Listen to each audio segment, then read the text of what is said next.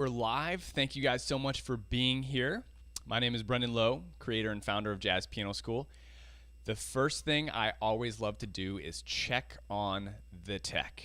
I should make that a phrase, a catchphrase. Check on the tech, right? C-O-T, check on the tech. So if you guys can let me know if this is going all right in your in the chat, that would be very appreciative of me. Looks like it's going all right on my side on the window, but please let me know. There is a little bit of delay, so please use your chat to let me know. I will continue to monitor the chat, and we will get started in just a couple minutes here. I got to open this chat back up. There it is. Sounds great. Awesome. St. Louis, Jess. Yes, it's fine. Hey, Mike.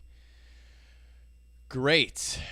Well, I'm super excited to be here for you guys. Hey, Lars. Awesome. I'm just going to say hi to a couple people. Let me know who's here, too. Let me know where you're coming from. This is a public live stream. This is going to be a 3-part live stream masterclass series by moi over the next couple days. And there should be some members here, Jazz Piano School members. There might be some Accelerator members, some Mastermind members of the new program that I just opened up. There's probably going to be some non-members as well, just people who follow me, follow the website, follow my education, follow Jazz Piano School. Hey, Herbert. But definitely, I would love for this to be an engaging masterclass. All 3 of these, really. And hey, Tom. I'm going to ask you guys questions. I would love for you to just respond in the chat.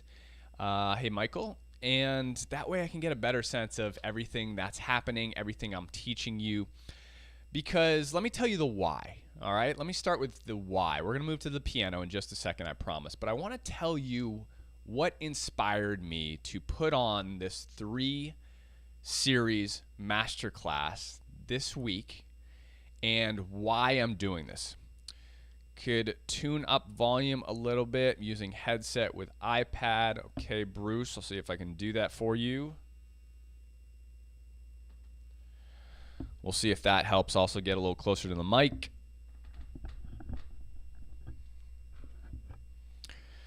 But the reason I'm doing this is for a couple reasons. Reason number 1, the short answer is I've distilled a lot of education over the past 25 years into, hey, Steven, hey, Ned, hey, Randy, what a teaser, huh? Into 3 specific goals, 3 goals. And that's really what I sent out, the email that I sent out, what I'm going to be doing today, what the series is about. 3 different goals that 99% of all jazz students want to be able to do. So the first thing that I want to ask you all, and I want you to put it in the chat for me. I'm going to list the 3 goals. I'm going to list them from easiest to hardest. Okay? Goal number 1. If you read my email, then you'll know what they are. Goal number 1. You want to learn how to play in a band, play in some sort of group as a jazz musician, as a jazz pianist, or accompany, like a singer, accompany instrumentalists, right? So essentially you're a supportive role in a group, or you want to accompany vocalists in some sort of way, or play with other musicians, anything of that nature. That's going to be goal number 1. That's the easiest goal for you to achieve. And all this information that I'm talking to you guys about, I'm literally starting right now. This is all very pertinent education that I want you to know. Okay? Hey, Franco, double, trouble. He says both. Great. Bruce, Charles. So let me know. That's goal number 1. I'm going to go through the goals right now. There's 2 more. And it's okay to have more than 1 goal, too. You could have all 3. You could want all 3. That's totally possible, and a lot of students want that. Goal number 2 is such. You want to be able to open up to standards in the real book, or lead sheets that just have chord symbols on them, right? Jazz chord symbols and a melody. And you want to be able to play those melodies, play the chord symbols, and arrange them on your own, on the spot, in order to create a beautiful, lush arrangement of that particular tune. Without reading someone else's transcription of that tune, right? So when I was younger, I used to pull up a lot of transcriptions. I would copy what my teacher played for me. That wasn't my ultimate goal. Yeah, sure, it was fun in the moment because you know why? You can create instant, amazing sounds. But inside, I always knew, like, I don't know how to do this. I can't do this. So it was kind of like I felt like a fraud, and it's not a good feeling because I wanted to be able to open up to any tune in the real book that I didn't know, that I didn't have a transcription for, that I hadn't learned someone else's arrangement for, or even like a couple of measures, right? And I wanted to be able to create what they were creating on the spot myself. I wanted to be able to choose the options. I wanted to be able to read the chord symbols and create the music on the spot, right? So that's going to be goal number 2. That's the second goal. That's the second, I can say it either way. Is the second hardest to learn, right? Second hardest to learn. You know, number 1 is the easiest, and that's okay. So that's goal number 2. I'm going to list one more goal, and then I'm going to ask you all to put in the chat what your goal is. Number 3. This is very simple. You want to learn how to improvise in jazz. You want to learn how to take your right hand and play solos, improvise solos in your right hand in a jazz form. You put on a jazz record, you hear all these great artists, no matter what style you're into, Oscar Peterson, Red Garland, Bud Powell, bebop, modern jazz, Brad, Keith, Herbie, Chick Corea. You want to be able to improvise and express yourself on the piano in an improvised fashion over lead sheets, over chord symbols. That's number 3. Improvisation is drastically harder than those previous 2 goals. Drastically. In a lot of different areas. Education, right? The amount of education you have to learn in order to be successful at improv is probably 3 times more than the other ones, the other 2 goals. And the time it takes for you all to learn that is also about triple, maybe even 4 or 5 times, right? That it takes to become, you know, to kind of reach the standards that you might feel inside yourself. And even then, I mean, it's more than, you know, two years, I would say. And that's with the right information. That's if you're practicing the right stuff. You're practicing the right stuff in the right order. You know what to do. You have a plan. If you don't have those things, then I'm sorry, pretty much forget about it, because it's like you don't have a map. You don't know where you're going. You don't know what you're doing. And you're trying to kind of piece together stuff on your own when you don't really know what the process is, right? So for most people, that's kind of a never-ending process that never comes to fruition, which is super unfortunate. And that's exactly how I felt growing up and going on my journey. So I would love for you all to put in the chat what your goals are. And all I want you to say is the number. So just put the number 1. Just put the number in. You can say number 1, number 2, number 3, or you can say number 1, 2, and 3, or 2 and 3, or 1 and 3. But go ahead and do that now. I just want to see where you guys are at. Place all your goals in the chat for me. Okay, I'm just going to wait here for a second. I'm going to drink some coffee.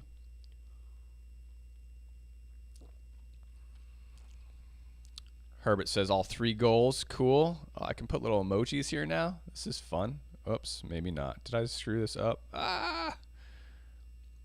Shoot. I gotta pull the chat back.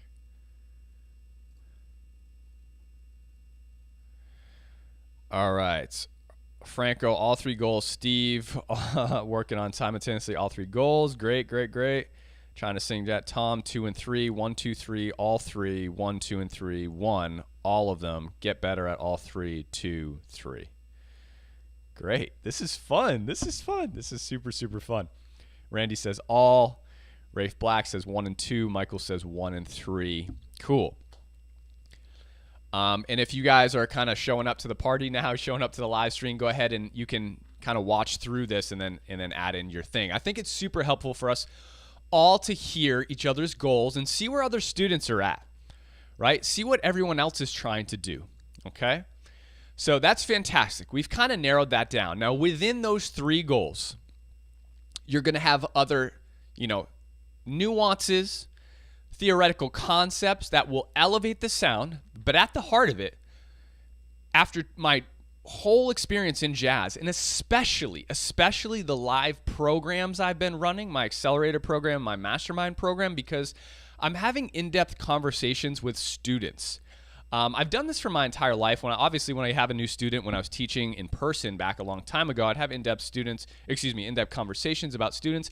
But everything I've distilled comes down to these three goals. I want to play solo piano. I want to comp or support or play in a band or comp for a soloist or an accompanist, accompany a vocalist, or myself, like Steve said.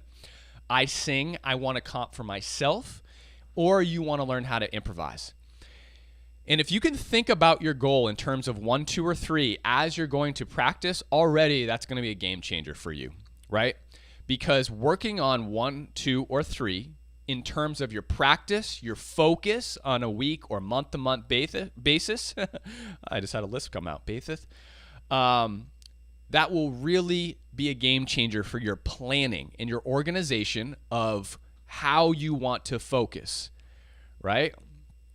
First amazing nugget that I hope you guys really take to heart, okay? Now, doing all 3 at the same time is very, very difficult.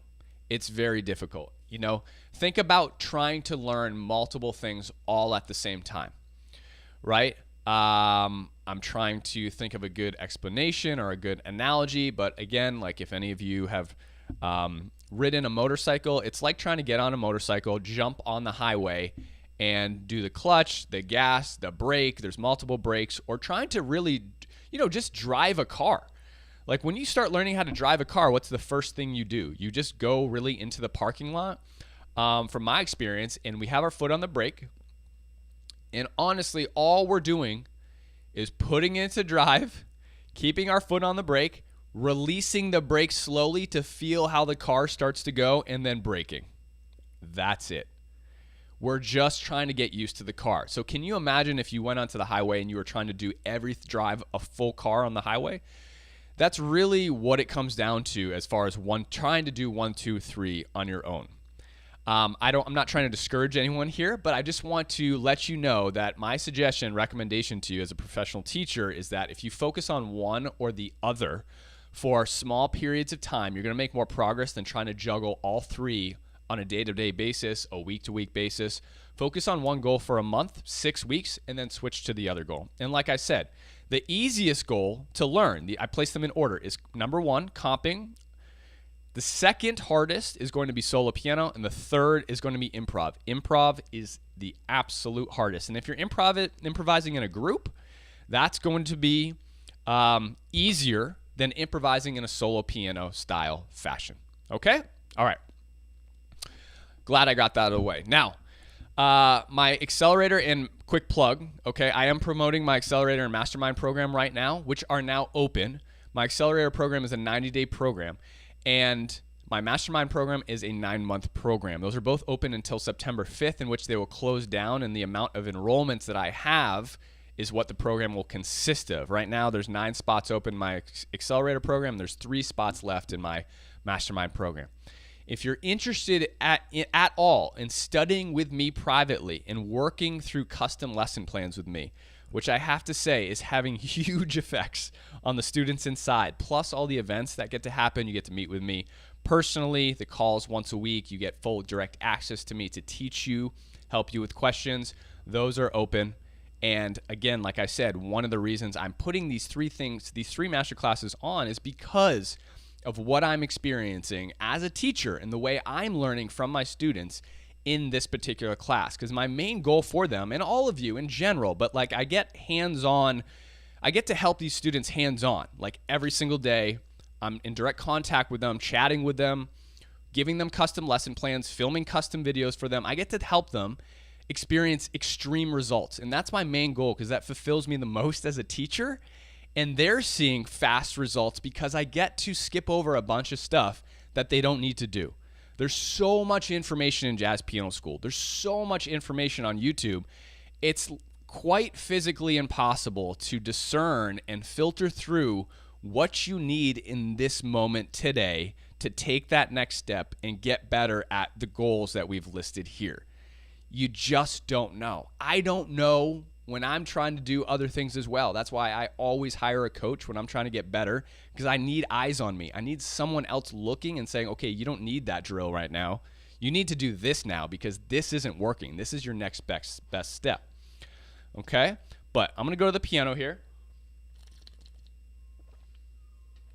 And I'm going to start to talk about goal number 1 to you. So, number 1, the masterclass series is going to be today, tomorrow, and Thursday, all at 9 a.m. Today's first masterclass is on goal number 1. All right? Tomorrow's masterclass is on solo piano, and Thursday's masterclass is on improvisation.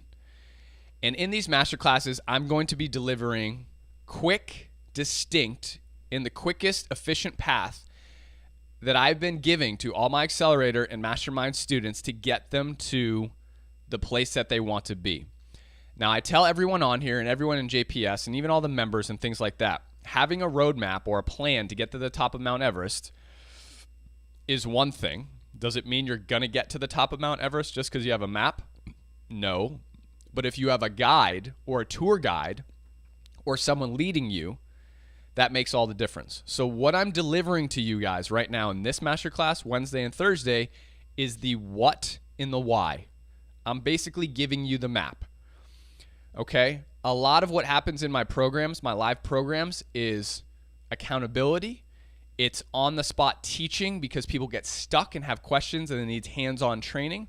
But again, like I said, take this stuff with a grain of salt because I'm going to be teaching you exactly what you need to do to experience the most results in the shortest amount of time.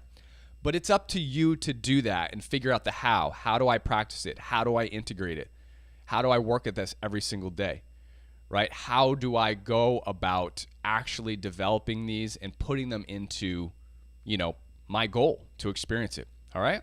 So, the only thing you need to comp or support yourself to begin is rootless voicings. That's all you need.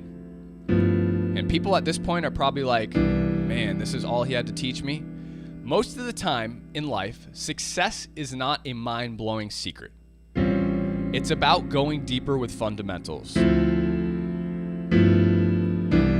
Okay? So if I pull up iRoll Pro,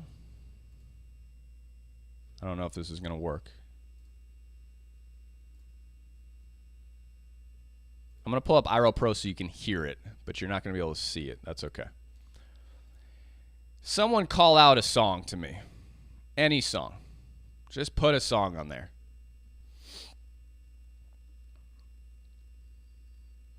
Okay, I'll wait for a second. Just someone call out a jazz standard, any jazz standard.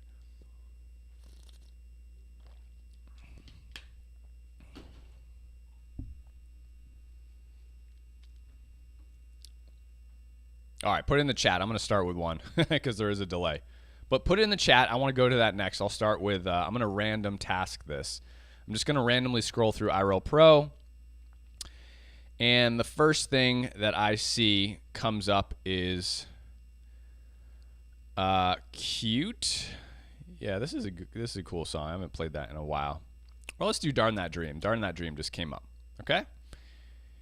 Here's Darn That Dream. All I'm going to do to comp through this is rootless voicings in my right hand and bass notes in my left hand. And I'm going to only play the most simple rhythms, and we're going to go through this at 110. Okay, here we go. Whoops.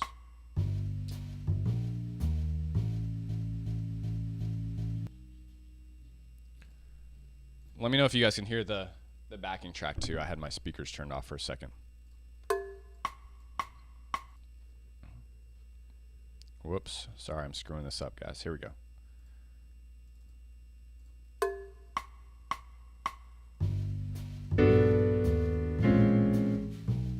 Ah, didn't start in the right place. Here we go.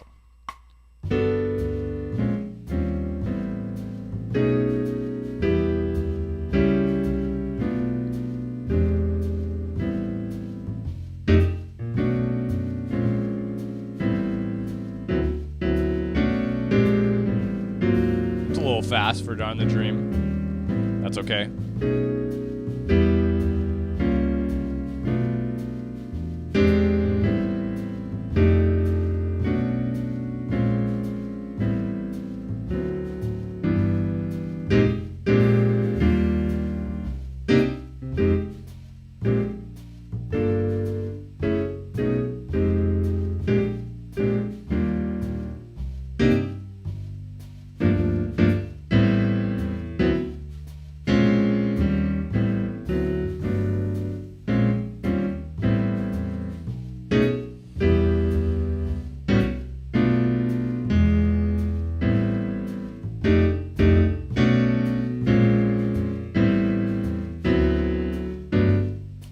got to go back to the chat. I couldn't see you guys.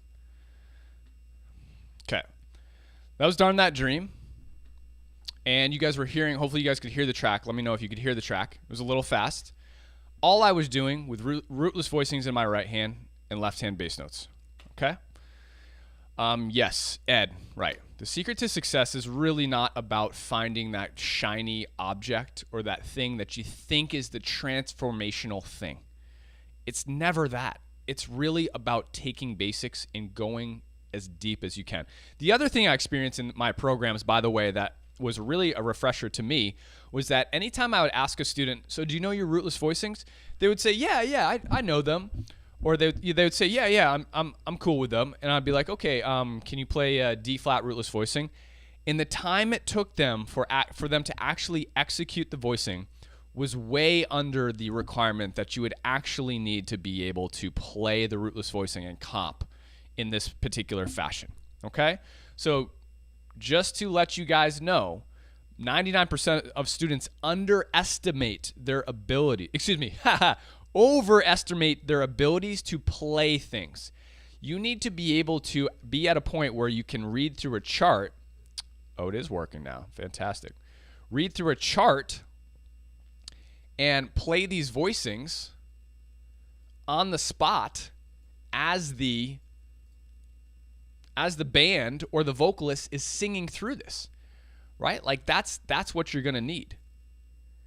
So if I go back to this, I'll get my other camera going here in a second, right? I'm going to do this a lot slower though, okay? And again, I'm going to show you the different ways that I use my rootless voicings in just a second, but I'm just showing you at the heart of this, if you're a goal number 1 person and you want to get this going, this is all you need. Just learn your rootless voicings like the back of your hand. You'd be surprised at how many different ways I approach the rootless voicings with all my Accelerator students and the ways I drill them. And does it get tedious? Yes. Does it get annoying? Yes. But the reason is because you can accomplish your goal like that if you learn them super fast. Like if you just spend all your waking moments of the day learning your rootless voicings, you'll probably have done more for your jazz piano career than you have done in the past 5 years. Because with your rootless voicings, you can literally do anything. Let's try this again.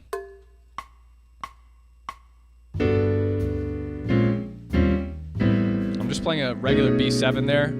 Too many chords there.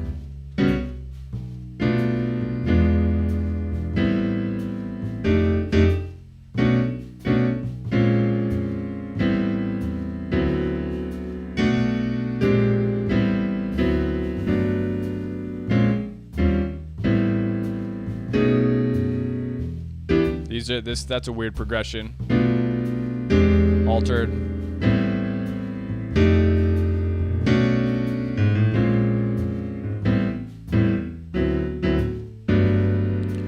So just that. I mean, your main goal should be to move through a chart like that and be able to comp through any of that stuff, like the chords there, and be able to play your rootless voicings through the entire chart. Okay, let me do this again. These Foolish Things is a great tune. Let me try and get my overhead camera happening for you guys here real quick.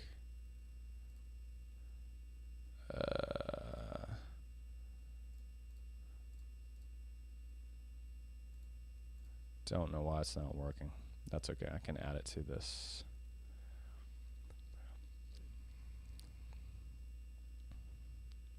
Okay. If I go to These Foolish Things,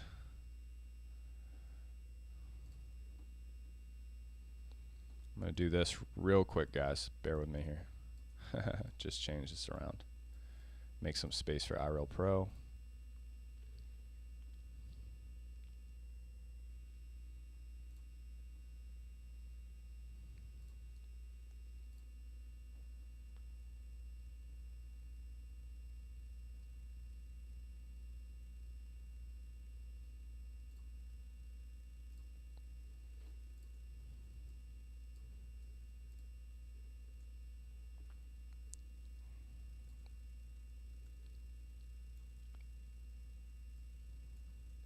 I love this song. This is a gorgeous song.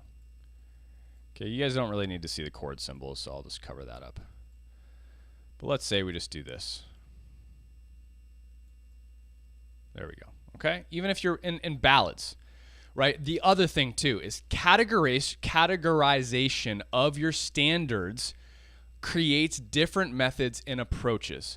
So one of the things I work on with all my students in the programs is categorization. Your strategies and methods for all three goals change with the types of tunes you're doing tempo-wise. Ballads, easiest. Slow swing, a step up. Medium swing, a step up in that. In difficulty, a step up in difficulty. Medium swing, and fast swing is the hardest. So the methodology and strategies for the approach in the way that you're playing will change as you move up in tempos. Ballads is the easiest. Okay, so here's a ballad. If I were to comp for a ballad, this is what I would do. Rootless voicings in my right hand and bass notes in my left hand. Now again, Brendan, aren't you interfering with the bass player? No, you're not.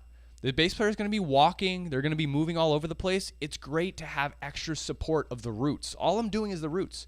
I'm not being extremely busy. If I was walking a bass line, sure, that would be very interfering. But all I'm doing is supporting the harmony down here in the low end with the root, which creates such an amazing supportive sound. Okay, here we go. Just rootless voicings, left-hand bass notes. Check it out. Woo. This is so pretty. This is literally all I do on gigs.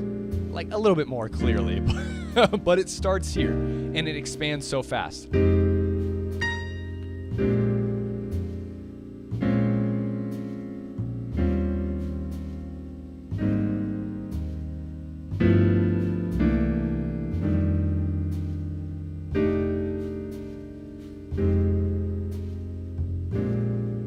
Time. Let's go up here. Different texture, a little higher. A little higher in the...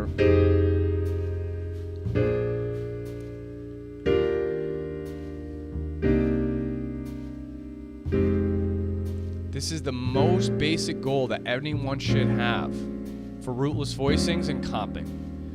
If you can do this, you can already play in a band or accompany a vocalist. Like, you could just get away with this. Okay? That's it. How gorgeous does that sound, guys? Like, it's not rocket science. And the thing that complicates everything is YouTube and the internet. It's information overload. You don't need 99% of the stuff that you all learn and I've learned in my career. It never really comes into play to reach your goal that you actually want. It's so funny because like it's not that stuff that you need. The fancy stuff, the McCoy stuff, the Herbie stuff, that's not helping you reach your goal any faster. Like those things are the very last cherry nuances. Like to get to your goals fast, you really need simplicity stuff, and you can start going. Now check it out. If I start to elevate my comping just a little bit, what I would do here is when I teach my accelerator students and my mastermind students how to accompany people, clearly they can't stay in this low end bass range the entire time, right? That's not the only strategy, because getting up here into the mid to low, what I call the mid to low register, is very pertinent. The mid to low register involves more than just bass notes. It involves two notes now. In my left hand, in your left hand.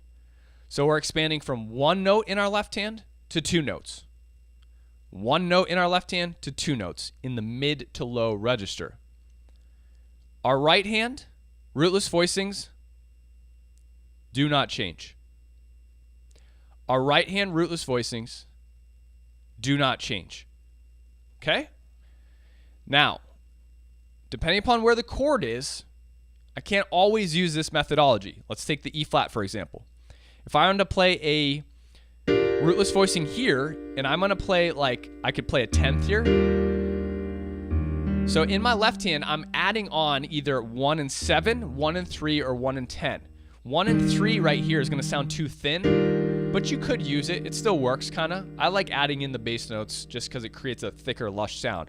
But I could use all 1 and 3s and 1s and 7s. Let's check that out first. So in my left hand, what I'm adding on now, the second note I'm adding on is 1s and 3s and 1s and 7s. Now, how do you know what shell note to add on, the 3 or the 7? If I'm using a rootless voicing in my right hand that has the 7 on the bottom of the voicing, I'm going to be using a 3rd in my left hand to create 1, 3, 7. My bass note in shells will always be at the bottom of the voicing. My bass note in my shells will always be at the bottom of the voicing. If I move to my C minor 7, bass note, shells, rootless voicing. My F minor 7, bass note and shells, rootless voicing, bass note and shells, rootless voicing. So one of the exercises that I always love to give students is to split their shells and their thumbs and put the bass note below the shells and just voice lead through the tune like this, because everything's going to stack on top of this. Right? Now, let's say I want to use 1 and 10. The system doesn't change, because 1 and 3 and 1 and 10 are the exact same thing. We're just changing the bass note from a 3rd to a 10th. That's it, right? So it creates a different type of texture, a different type of sound, a different type of register and depth, okay? So check it out. Here we go. 1s and 3s and 1s and 7s. Now we're creating 2-hand voicings very easily.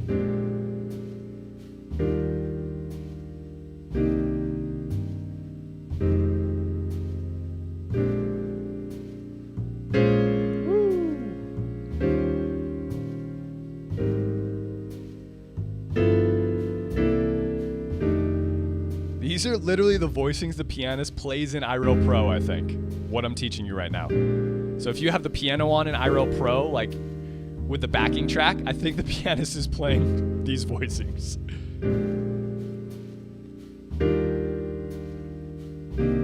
This is all you need. You could literally go out and play ballads in a band just like this.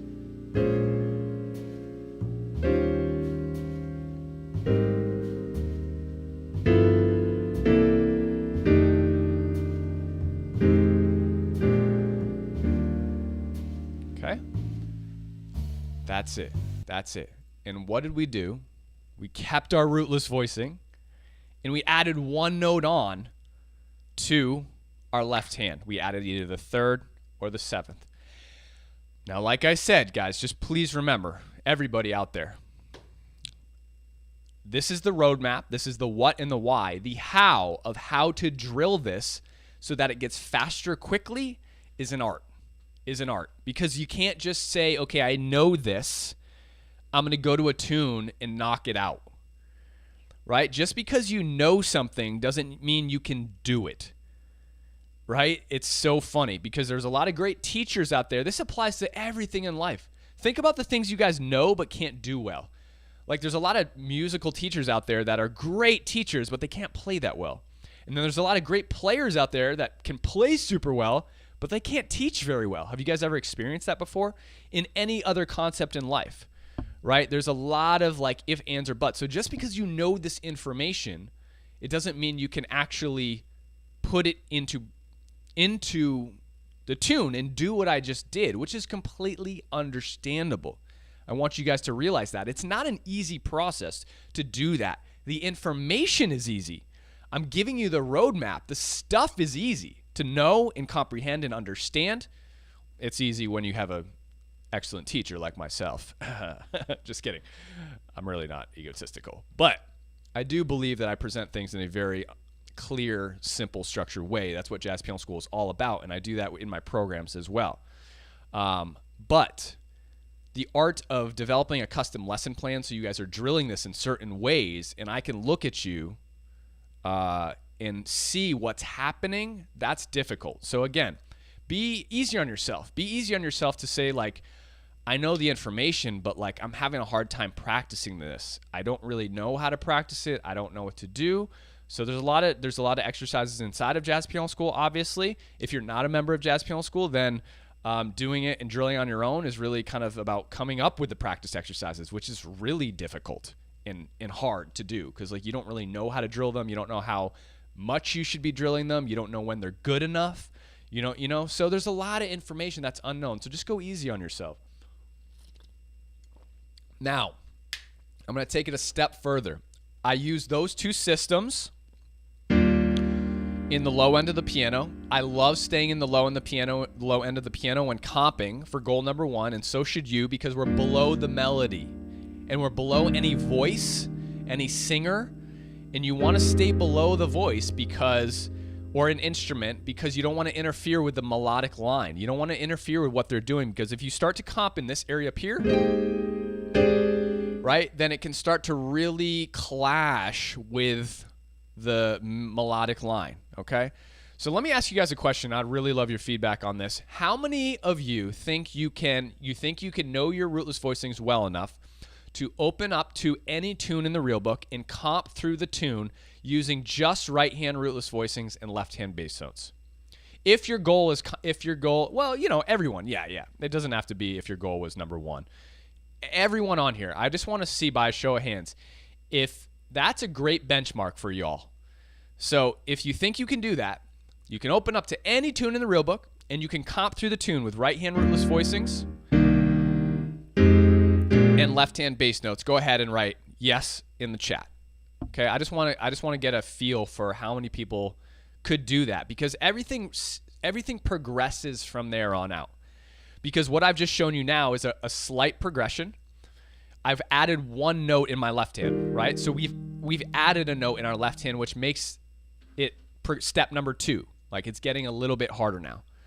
Okay, Bob says not fluently. Tom says I think he could do it 90 BPM, but perhaps not faster. Certainly for me, not there yet. Not well enough. Need to practice. Ned says yes. Cool. That's great. Working on it. Not there yet. Okay. Great. So let me see. Frank, some tonalities are friends. Some are still impossible to play at a glance. Bruce says yes. Ballads. Great, Bruce. That's fantastic, Joseph. Yay. So that should be everyone's first step. That should be everyone's first benchmark. And there's 2 reasons that students really fail at jazz piano that I've learned, again, by teaching for just so many years. And also having the drive and passion to want to help students not go through what I went through in my career. I've learned that students fail because A, they don't have a roadmap or a teacher that's giving them a sequential learning path and the customized direct information that they need in the moment for wherever they are at in their path to get to their goal. Okay, there's a huge difference like between a teacher giving you information that's cool information, but it's not the information you need to get you to what you tell me is your goal. In the beginning, all of you just told me your goal was number 1. So this is the most important information that you need to get you to reach your goal in the fastest amount of time possible. A lot of teachers will start to give you modes. They'll start to give you bassy voicings, fourth voicings, right? Different types of drop 2 movements, right? All the stuff that you just don't need. Now, is it cool to learn? Absolutely, of course, but it's not what you need to learn in this moment in time.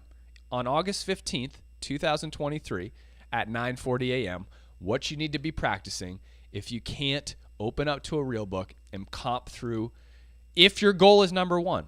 If your goal is number 1, what you need to be practicing is your rootless voicings in your right hand and bass notes in your left hand. And I would just go through your 2-5-1s, right? And again, it's about drilling them, okay? That's all you need to be doing. And I would do that ad nauseum until you can literally open up to any real book tune. Drill your 2-5s. Go through it, right? and just learn that stuff. Okay, so then next step is like I just showed you. We're gonna add another note onto our left hand because we're in a mid to low section of the piano.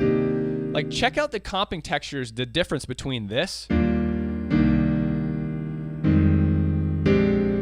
That's a super low, rich register, and then this, it's a little different. It has a little bit of like a higher tonality, right?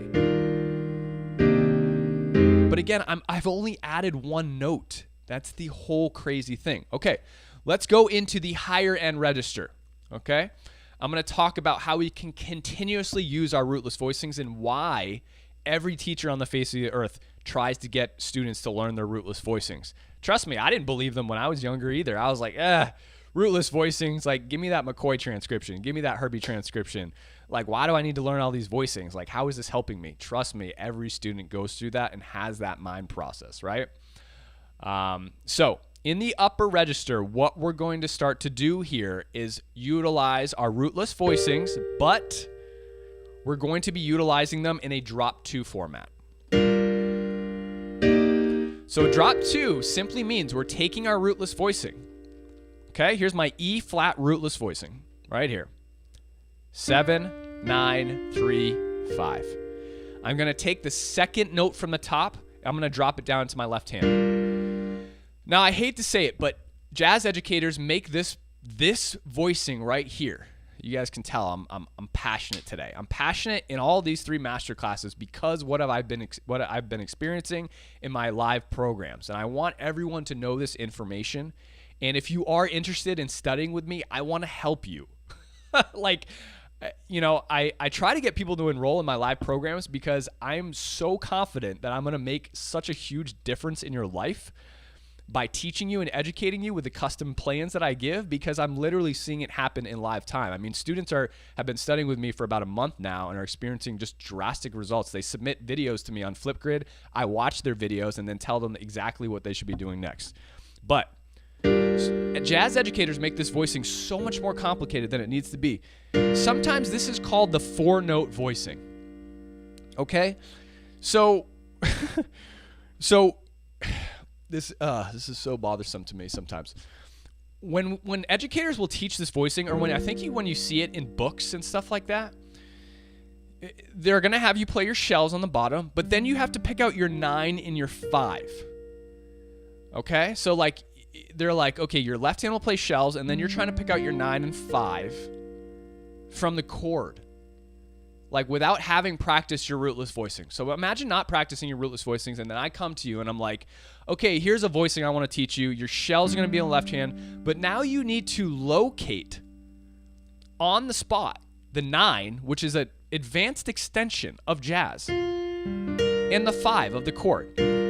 Okay, to complete this voicing. Now, if I want to move, I can't even do it myself.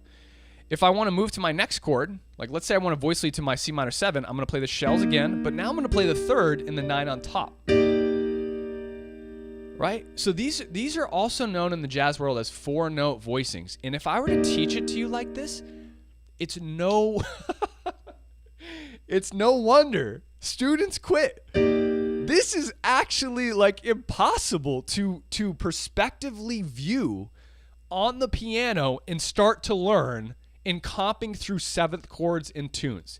Like, it's like the most difficult thing you could ever do. Like, how am I supposed to be expected to pick out my 9s and my 13s in combination with my 3rds, right? Or my 5s, excuse me. I called this a 3rd before with a C minor 7. My 5 and my 9.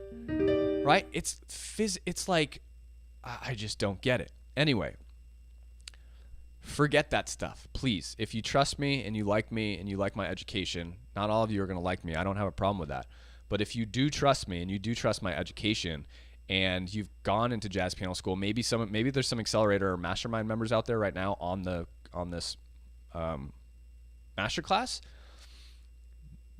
just stop. Just forget that. Okay? Check it out. Take your rootless voicing, which you already know, you've already mastered, and you've already been working on constantly for the past, 3-4 weeks, okay? All you need to do to get the extremely complicated voicings that I was just teaching you is take the second note from the top and drop it down to your left hand. It's the same exact voicing. It's the same exact voicing. What's the difference? Here's my rootless voicing, my C minor rootless voicing. I'm taking the second note from the top, the B flat, and I'm putting it in my left hand. Now, this takes practice for sure. I'm not saying it doesn't take practice, but perspectively, from an understanding point of view, you know your rootless voicing. So watching me say, okay, Bruce, okay, Joseph, okay, Michael, okay, Aunt Patty. I love that. All you got to do now, since we've just worked on your rootless voicing for the last 4 weeks, is take your rootless voicing now to get these super advanced voicing that Bill Evans plays, Red Garland plays, all professional jazz players play. All you got to do is take the second note from the top and drop it down to your left hand, and you have the voicing there. That's 1,000 times easier to understand and comp and start to like drill and be like, okay, that's all you do? Yeah.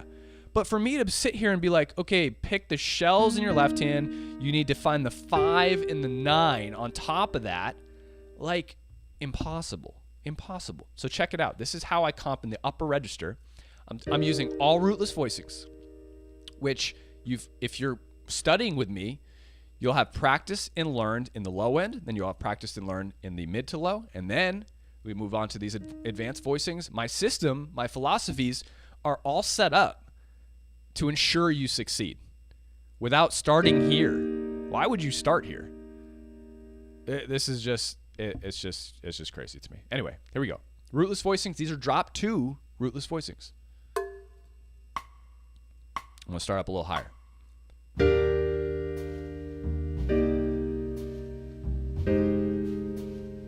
A little texture there I added for you guys. I couldn't help myself. A little slide. Right, here it is again, a slide.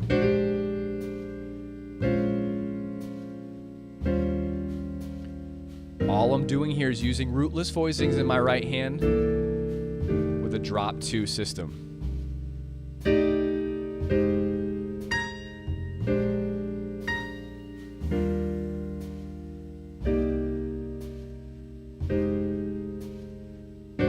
Slide.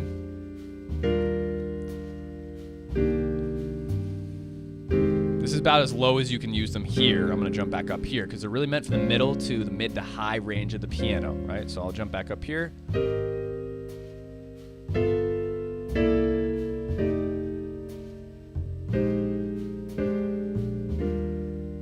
Gorgeous voicings, aren't they? The most gorgeous voicings ever.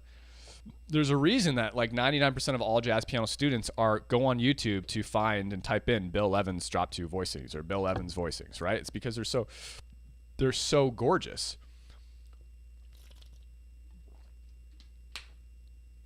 But the issue I have with jazz education, so awesome, Bob. That's so great to hear. That makes it so much easier to understand. Yes, absolutely. The issue I have is that students, and guys, everything I say, I've done myself. Trust me, I've been there, I've done it, I've struggled. I go on to YouTube or I go in a book and they are showing drop 2 voicings like this, and they call them 4-note voicings. I've never learned my rootless voicings. I've never learned my extensions. I don't know what a 9 is. I don't know what a 13 is.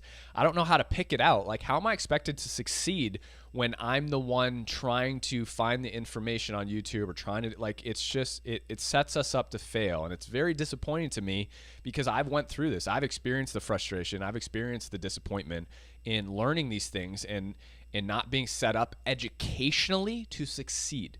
There's a huge difference. So now we have 3 zones on our piano, right? 3 comping zones. All 3 of the zones I've taught you so far have involved what? Our rootless voicings. Our rootless voicings. Who knows the 80-20 rule, right? 80% of the stuff we're going to play in jazz piano will come from 20% of the knowledge. If you learn your rootless voicings, you can comp in every single register of the piano. You can even learn its super advanced drop 2 voicings by knowing your rootless voicings by the back of your hand, right? So most of you actually don't know your rootless voicings well enough. You should drill them over and over and over again in different ways. Circle of fourths. Now, this is another thing that people don't understand. The circle of fourths is a great drill because 99% of tunes move in a circle of fourth fashion. That's why drilling through the circle of fourths is so helpful. It's another 80-20 rule trick. If you use the circle of fourths to drill all your practice exercises, you're going to be covering 80% of the tunes just by using that one exercise, because most progressions follow circle of fourths. That's why it's so awesome to use those. It's to use that drill. You're literally making your practice 80% more efficient, right? Just by using this one drill, the circle of fourths. So the why is super helpful for people to know, students to know. No teachers really taught me the why. They're like, hey, do this, copy me, learn this transcription. Why? Why? I always want to know why, because I didn't get it. Like, why should I do this?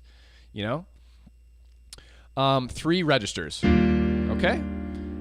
Down here in the low end, it's too low. We're only using single note bass notes. Up here in the mid to low, which I kind of define as middle C or like middle F to like 2 octaves below here, right? I'm going to add in a bass note here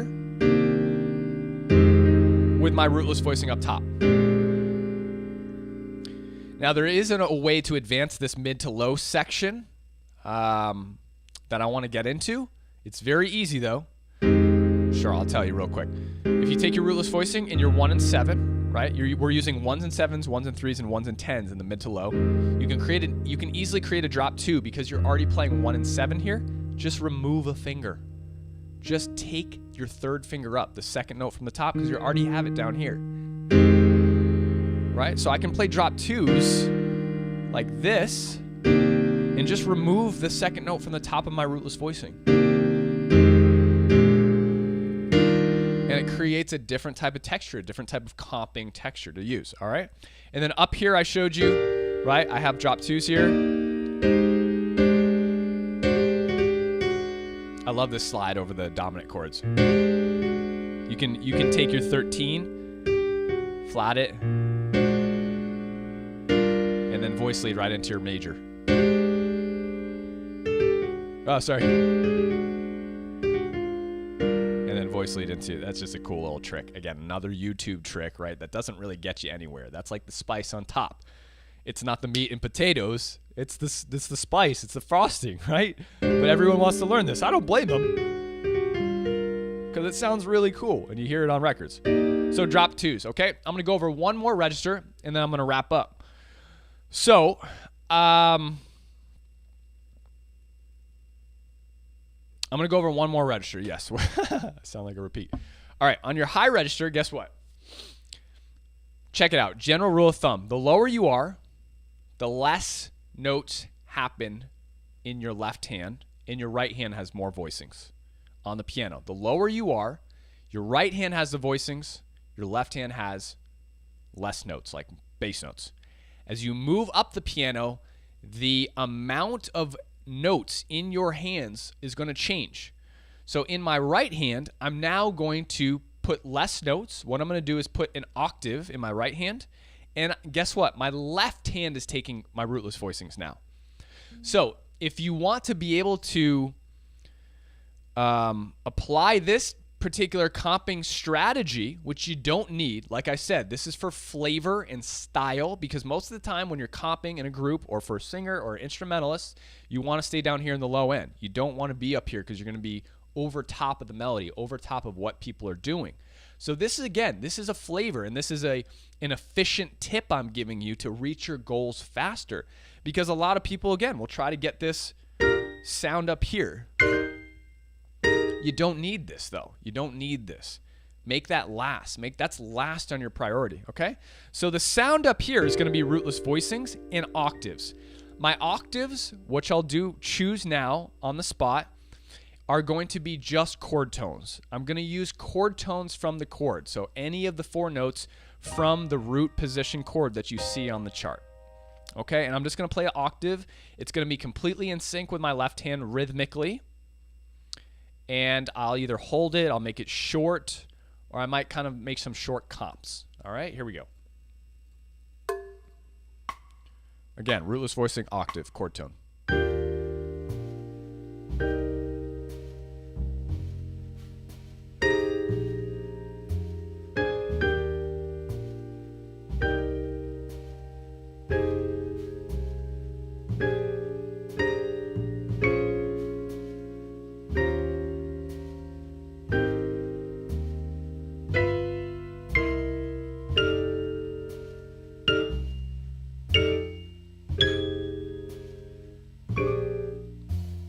As you can see, it gets a little old staying up here in this high register, so this isn't like a strategy that you guys should use. I'm just kind of demonstrating this as a texture to hear this upper end register. And especially on ballads, it's not the best.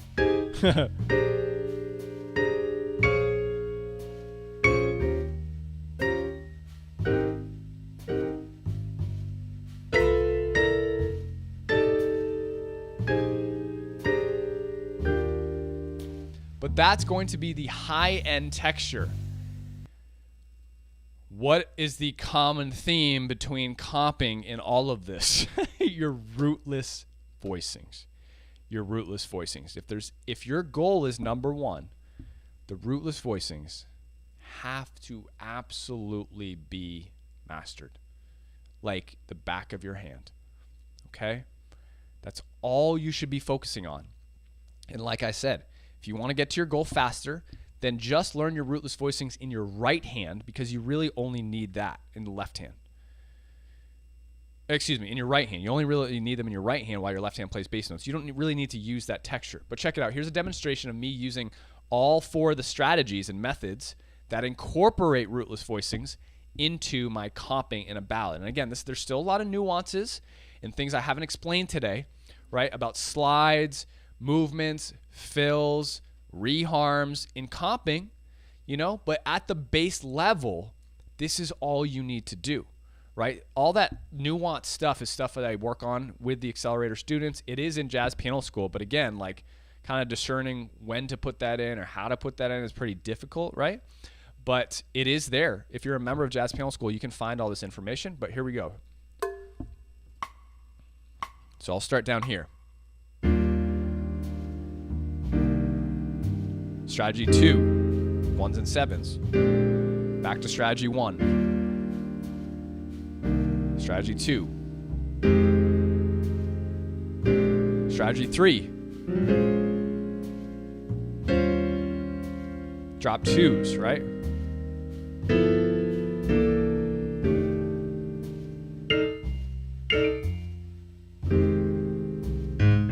Strategy 1.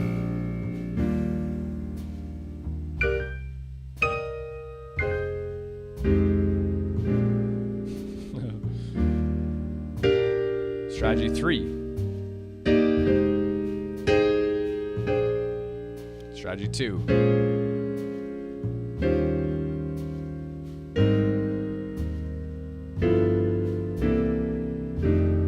Strategy 1. Okay. So again, combination of strategies. There's so many things that I didn't really show you. Walk downs diminish. Reharms.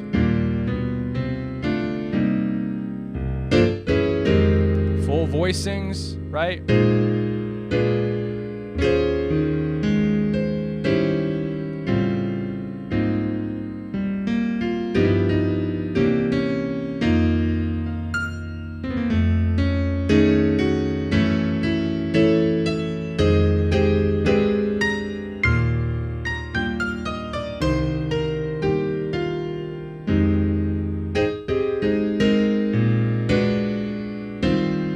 Also wasn't changing any of the extensions on my rootless voicings, which is going to drastically change your sound.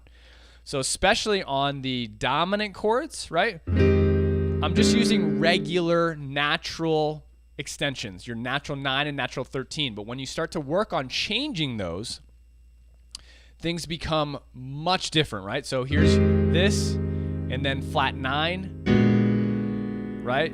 Flat 13. Or even up here, right?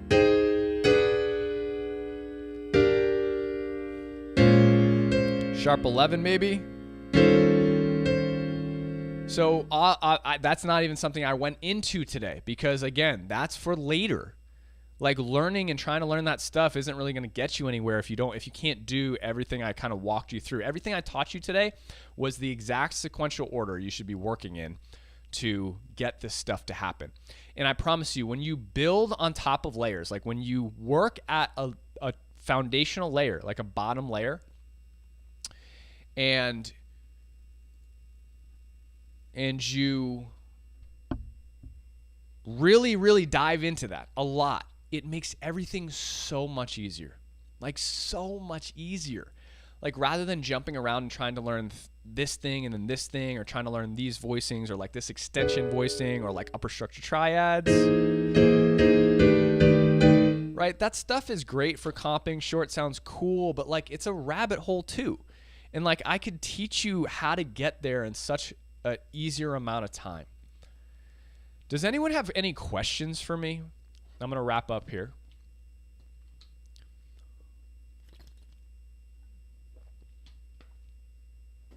I haven't done a live stream in a while, and it's pretty much due to the programs, and Sterling is doing a lot of the education inside of Jazz Piano School because most of my time is spent on my live programs now. But this was a lot more forward, I think, in my education than I usually am, just due to the kind of emphasis I want to place. Anyone have any questions, by the way? The emphasis I want to place on a learning path. Bruce says that last demonstration was like improv. Yes, it's like it's like comping improv, right? With different methodologies and nuances. But the things I was doing were like flavors. They're like spices and flavors. Different sort of walk downs that I did, right? So here, walking down into my C minor, right? Diminished, reharm, B, sus into B flat,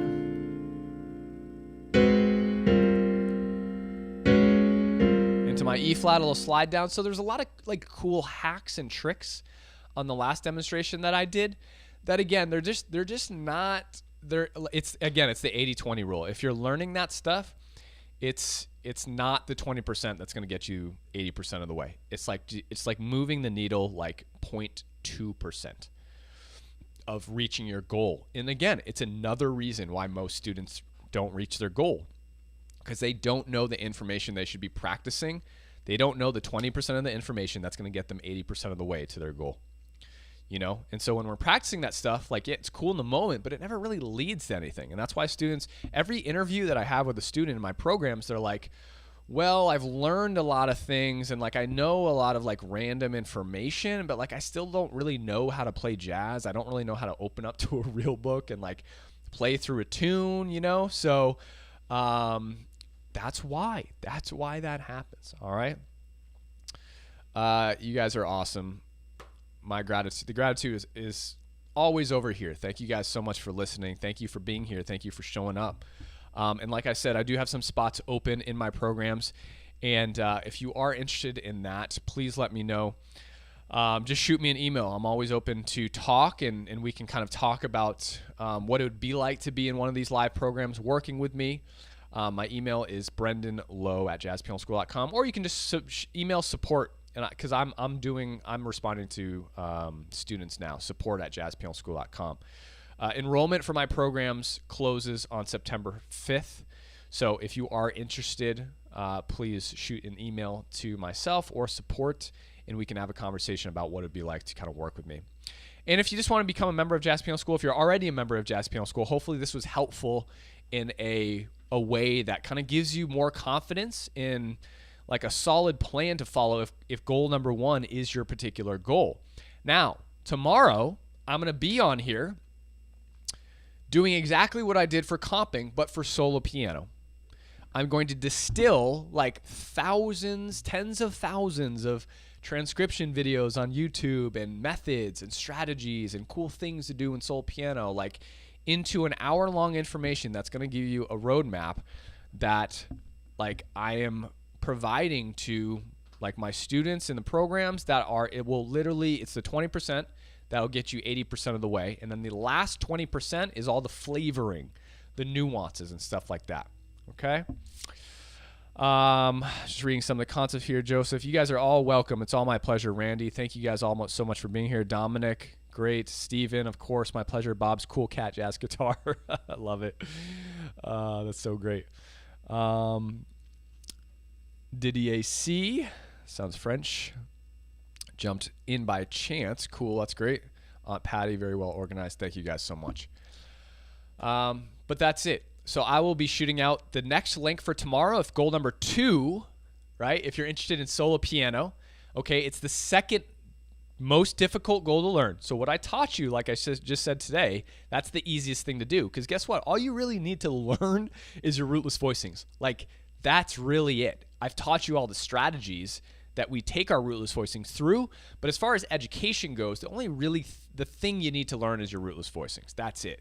That's really the only thing. And then you can apply that to comping strategies to play in a band, play literally any tune, medium swing tunes and fast swing tunes and slow swing tunes. It's still rootless voicings, but you just have to kind of work with more rhythmic ideas, right? Comping rhythmically for like a medium swing tune, it's going to be a lot different than just playing half notes and whole notes like I was doing today, right?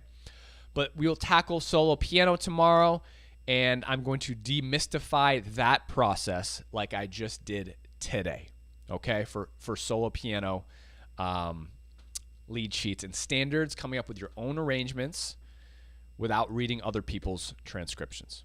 Okay? If you guys have any questions, please let me know. Otherwise, adios, au revoir. I will see you tomorrow, and have a great day.